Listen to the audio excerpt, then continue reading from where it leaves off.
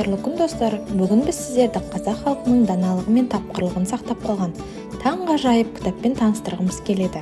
Бұл атақты Алдаркөсе туралы ертегілер жинағы.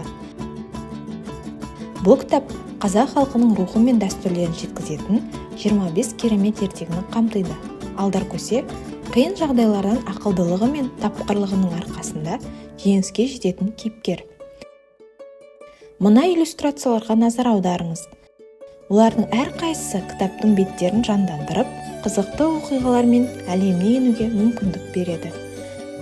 Мұнда сіздер Алдаркөсенің ашкөз байды қалай алдағаны, кедей жесірге қалай көмектескені және басқа да көптеген оқиғаларды таба аласыздар. Бұл ертегілер тек сюжеттерімен қызықтырып қана қоймай, сондай-ақ ақылды, әділ және мейірімді болуға үйретеді. Иван Шухов атындағы кітапханаға келіп, қазақ халқының халықтық ертегілерінің таңғажайып әлемін ашыңыз. Бұл кітап сізді күтеді. Тіркеліңіз, лайк басыңыз және достарыңызбен бөлісіңіз.